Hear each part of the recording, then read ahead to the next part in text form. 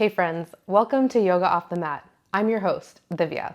I decided to shake things up today and do a Q&A about anything related to yoga, my practice, my thoughts on the industry, the business of yoga, your practice. It's a free-for-all. So today I'm answering your questions. I got a ton of questions, as you can see.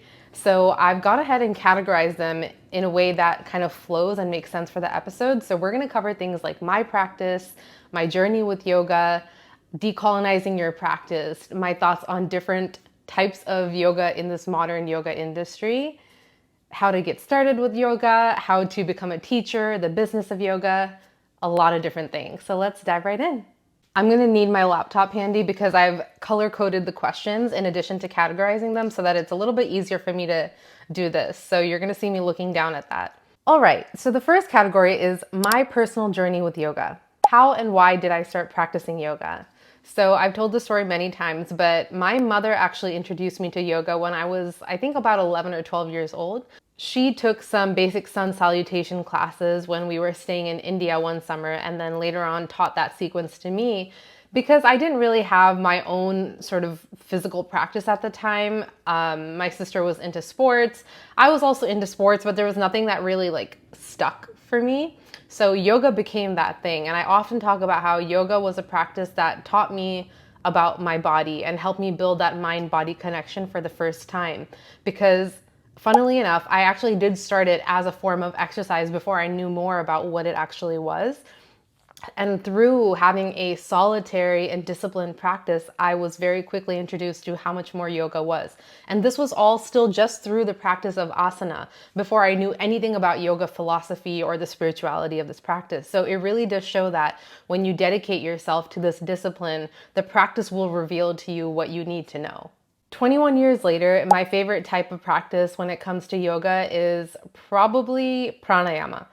I started learning about pranayama, I would say, in my early 20s, and it really introduced me to my energy and showed me how much agency I have over it when I learned to control my breath and use that as a vehicle to access my energy.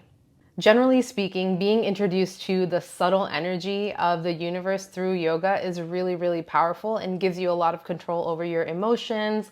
Your actions start to follow suit, and it really opens up a lot. That's when I started experiencing a lot of personal transformation, is when I started working with my own energy in this way. All right, next category, my personal practice of yoga today. I really like the idea of exploring stillness and balancing the mind through yoga, and I definitely have that practice now. My meditation practice doesn't always look like me sitting still, although sometimes that is part of the practice, part of the dharana, the concentration. But sometimes for me, meditation is accessible through art making. I've been an artist my whole life. I'm a painter and I draw, and really diving into a new piece, sometimes I can get lost in it and I get into the state of mind where a half a day could pass and I wouldn't be the wiser because I'm so lost in the practice, and it feels meditative to me. Because you are focused, you access it through the practice of dharana, which is concentration, leading into dhyana, which is a state, sort of a flow state of concentration. So when I want to practice stillness, going to art helps me to melt away the noise of the world and just focus on what's right in front of me. My most challenging asana is probably crow pose, kakasana. It's just one that I fall in and out of the same way that I do with headstand. Both of these practices, because they are inversions and arm balances, make you engage your body in an extremely mindful way. You have to really be aware of the distribution of your weight. You have to have a really strong mind to muscle connection.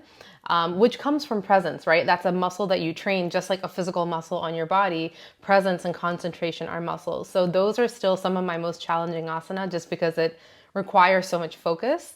But I honestly find a lot of difficulty in downward dog as well. Not so much because of the physical side of it, but because of the stillness of that. Especially if I'm taking a class from another teacher, which is rare, and they have us hold it for a long time. It's not that it's physically impossible, but it becomes a challenge for my mind. How do I feel as a yogi abstaining from meat and animal products? This is culturally, I was raised to be vegetarian, and I've always just really loved animals, of all kinds. One of my dreams is to one day run some kind of animal sanctuary, but I don't really think that being vegetarian and practicing yoga are like, I don't think that being vegetarian is a prerequisite for practicing yoga. There are different types of ahimsa, and I know that the killing of an animal falls under a certain type of violence, but there is a lot more layers to it. I think it's culturally, it can be part of someone's heritage and practice, and there is a lot of respect for animal life even in cultures where meat is eaten. So I'm not really going to say that not eating meat is a prerequisite to practicing yoga. The yoga tradition that I follow, that's a trickier question, because I think that perhaps this person is referring to lineages of yoga, which, it's kind of a tricky question to answer. So I practice Raja Yoga or Ashtanga Yoga for the most part, which has to do with the 8 limbs of yoga. And then physically, I like to practice Hatha or Vinyasa. So Vinyasa, if I have a little bit more energy and I want to practice breath to movement. Hatha, if I'm looking for a little bit more stillness. My thoughts on different formats of modern yoga. Bikram yoga is really popular in America and the West, primarily because one of its key functions and purposes is to manufacture specific temperatures and conditions under which things like flexibility are a little bit more sort of supported. I think that because of these manufactured conditions, high stress on the body, and the sort of dangerous setup that primes people for injury, one, because you're sweaty and your body can be slipping and sliding, and also because it creates a competitive atmosphere where mentally you're sort of stepping out of your body and focusing more on external validation. And there's also this like questionable cult-like following, which I never subscribe to any kind of like just blindly follow one person or one methodology. That's just not who I am, personally speaking. There's also some controversy around Bikram yoga that I think just further proves the point that if you kind of just blindly follow something without questioning things or using your own critical thinking and judgment and discernment, it's not the best. So personally speaking, I'm good. When it comes to Kundalini yoga, it is absolutely rooted in something that is genuine and true and comes from the source, which is Kundalini energy, or the Shakti, feminine energy, ungendered. And it's also used and referenced in things like Raja Yoga and even Tantra. Modern Kundalini culture, however, is a little bit strange, again, having this sort of cult-like following, where now we mostly see it dominated by people outside of the source culture who are changing major parts of their identity in order to be perceived a certain way. It just feels strange and off to me and feels like cultural sort of whitewashing. So my thoughts on it are that I'm going to access and practice it through Raja Yoga, but I don't really get involved in that specific industry. Okay, how to start a yoga practice if you're a beginner. I actually have a whole podcast episode about this, so I definitely recommend listening to that because it gives you a step-by-step guide on how to get your feet wet. If you are starting yoga for the first time, start simple. Incorporate small practices that you can habit stack onto your existing day and your existing routines. Don't try to change your life overnight. That's never gonna work. Things like practicing stillness when you have a break rather than reaching for your phone. Learning sun salutations and practicing just that for the first few months. Finding a yoga philosophy book like the Yoga Sutras of Patanjali and just learning a couple pages a day. Small things like this will take you a really long way when you are creating the foundations of your practice and setting yourself up for the rest of your life. A lot of people who jump straight into like hot yoga, studio memberships, they start getting sucked into the marketing side of things where they feel like they need all the clothes, the gear, the outfits, the culture, they need to go to the classes, the memberships, like all of that is just going to empty your wallet and fill your head with comparative nonsense. Just focus on your own practice. Start by adding 1, 2, 3 things in max for the first 6 months and then build from there. Considerations when practicing asana. Things like injury, your bodily ability, pregnancy, and menstruation, among many other things, definitely constitute a varied approach to practicing asana, as they should. Asana is not a one-size-fits-all, and even the fact of using things like modifications or variations sometimes can insinuate that there is only one way to practice something in its true form and everything else is just like some kind of passing form of it, but that's not really true. The aim of posture ultimately is to bring our mind and body into stillness to prepare us for meditation. So whether you do that by sitting on a chair or using a prop or doing it on the mat with your body, All of that's the same. As long as you get to the end result, you're going to achieve what you're meant to achieve through practicing asana. Now, when it comes to practicing yoga on, in states like when you're on your period, for example, I'm not an expert. I'm not a medically trained expert on this, but in my culture, it's been said that it's not the best to be super active and under physical strain when you're on your period because your body's already exerting so much energy and you're a little bit more tired. It's not the best to use what little energy reserves you have to go exert yourself when you want to be conserving the energy. And of course, this is going to vary on a person to person basis. Some people will naturally have more energy. Some people will have less. Some people will feel the same. It all has to do with how you feel. So you have to take your own body into consideration. And that may even change from period to period. So in addition to your energy being lower, if you are overexerting yourself physically, you might hurt yourself if you're not using your best form or if you're tired. Also functionally, it's sometimes recommended not to practice inversions because the dominant energy in your body is going to be the downward energy, that type of prana, which is the downward sort of emptying energy. And if you're practicing inversions, it's said that that sometimes can interfere with that energy. So typically what I like to do when I'm on my period is practice postures that support things that are happening in that moment. Typically for me, my lower back will hurt a lot if I'm on my period. So I will do postures like balasana, child's pose, or sukhasana, or bound angle pose, baddha konasana, because those things stretch and elongate my spine and take some relief or give me some relief. If you're ever asking someone for help when it comes to yoga for medical conditions or specific things, when it has to do with your body and physiology, yoga teachers are not trained on that. There's like a small module on anatomy, and that is so surface level. Who you should be asking is a yoga therapist. Yoga therapists are trained on anatomy, physiology, and sort of medical necessity, and they can blend all of those things together to prescribe a sort of a course of therapy for you when it comes to yoga that will best support you. I am not yet trained on that, so take everything with a grain of salt. Okay, the next question is a postural tutorial of how to get from downward dog to high lunge. I can definitely make a video about this on my Instagram or on my social media, but just kind of thinking through it now, coming from down dog, you can lift one leg into Ekapada, Adho Mukha Svanasana, just one-legged downward dog, sweep the leg through to a Anjaneyasana, low Anjaneyasana with your knee on the floor, and then lift up into Ardha Chandrasana or high lunge. That's one way of getting there. Next question is, how do we decolonize yoga and respect the roots? This is going to have a different answer based on who you are, if you're from the source culture versus if you're not from the source culture. So if you're from the source culture, I would say study the text, go back to our culture, like talk to your elders, talk to other people in the community who have practiced this, who incorporate it in different aspects of their life. If you're religious or spiritual, go look into those customs and try to understand how yoga intersects with them.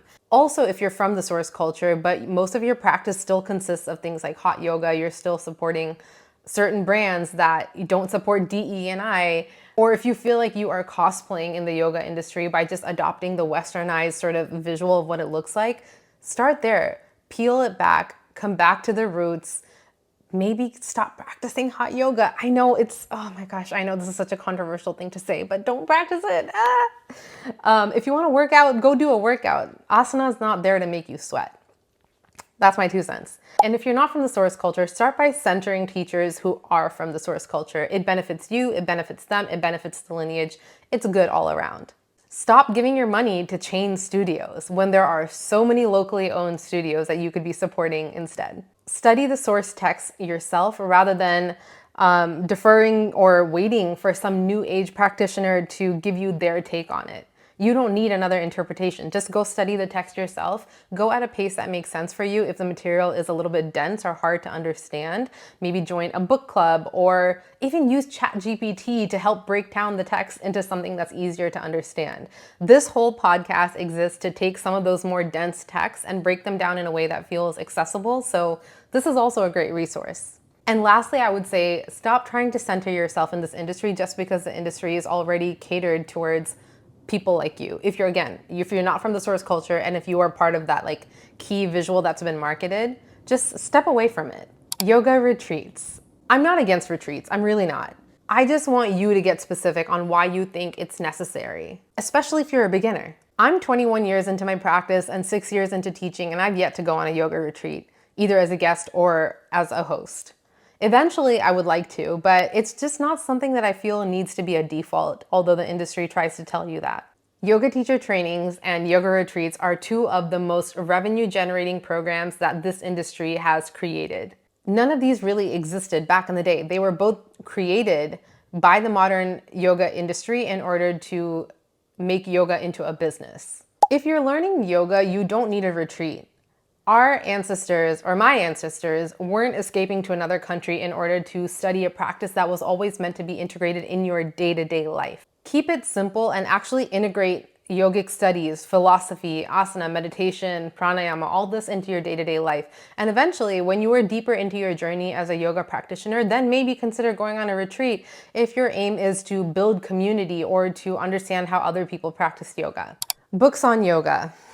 Y'all, I am so overdue. I really do owe you a whole podcast episode on this, and I promise it's coming. It's just a more labor-intensive episode because I'm not only going to show the books to you, but I'm going to tell you why each of them is important. But for now, this is the Yoga Sutras of Patanjali, and this gives you a breakdown of the Yoga Sutras, which are sort of threads of knowledge about yoga that have been compiled and brought together in a book, and they teach you about the 8 limbs of yoga and go deep into the spirituality of the practice and even like the magic of the practice. Did you know that yoga can teach you how to shrink or to become large or how to fly or levitate? Like, there's so much to this practice. Let's start here. Becoming a yoga teacher. There were a lot of questions about this because I know that a lot of people want to become a teacher. I also have a whole podcast episode about knowing how and when to become a yoga teacher training and how to find the right one. So definitely check that out. Again, like many things, start by examining your motivation to become a teacher. Is it so you can generate a side hustle and money for yourself? Is it so that you can guide others through a transformation that maybe you experienced? Is it so that you can gain notoriety and attention or fame? Like, you have to really get honest and examine your motivations for becoming a yoga teacher because it is not a natural order. The scale at which people are becoming teachers now, like the hundreds of thousands of people that are just being churned out of this factory farmed yoga teacher training mill, is mind-boggling. It is so mind-boggling to me. And I do think that this industry needs to be gate-kept a little bit because there are a lot of people with really ill intentions who are trying to become teachers. If you are a beginner, I know that not everyone has bad intentions, but if you're a beginner and you feel like yoga teacher training is your only way to get a deeper understanding of yoga, take a few steps back. That is propaganda. That means that the industry has been feeding you something and you unfortunately have believed it. And you're not wrong for that. It's very convincing. If you are new to yoga, you need to just focus on your own practice for now. Start by reading books, taking classes, practicing on your own, understanding what meditation means to you. Like, really become disciplined with your own practice. You don't need to have some kind of transformative experience in order to be qualified to have yoga, but I do want you to have experience yourself. You can't take 1 or 2 years of a power yoga class and then suddenly say, hey, this was great, I want to be a teacher now. It's really not a good way to start this journey.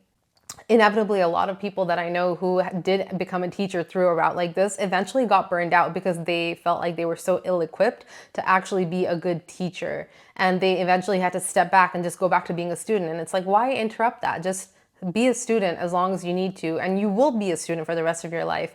But becoming a teacher needs to be like a very sacred, intentional thing. It shouldn't feel like a default next step. And definitely don't do it if someone at the studio that you go to is pressuring you to, because no bueno. Don't do it. And finally, starting a yoga business. Whew, this is a tough one, y'all. So again, much like my question about why you would want to go to a retreat or why you would want to be a teacher, I'm asking you to examine why.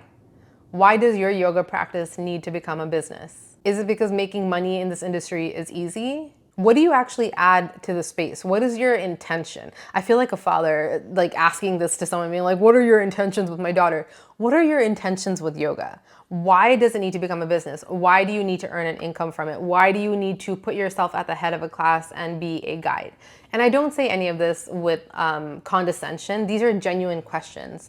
What do you add to this space? Most importantly, what steps will you be taking to actively deconstruct the harmful systems that have been put in place in the yoga industry, such as whitewashing, cultural appropriation, body politics, spiritual hand washing, lack of diversity? These are all really important things to keep in mind when you're starting a business, because just because you can do it doesn't mean that you should, right? Anyway, that's all I have time for today. I hope that this Q&A was helpful and enlightening. I'm just keeping it real with y'all. I'm not ever gonna sugarcoat something just to seem more palatable. These are my honest thoughts and opinions. I am just one person, okay? I am a person on the other side of the screen. Whether you're asking me how to do yoga when you're on your period, or if you have a certain medical condition, or if you should do this kind of training or this kind of retreat, just know that I am one person. I have never proclaimed myself to be an authority on anything. These are my thoughts based on my lived experience. I hope that this was informative and helpful. And of course, I always say all of this stuff with love and with care, because I care about you and I want you to be well, experience yoga the best that you can, and help this industry return to its roots. If you enjoyed this episode and look forward to more, consider joining my Patreon at patreon.com/Divya Bala. Make sure you follow Yoga Off the Mat on your podcast platform of choice, on Instagram at Yoga Off the Mat Podcast and at Divya Bala. Thanks for listening. It's time to get off your mat and do some yoga.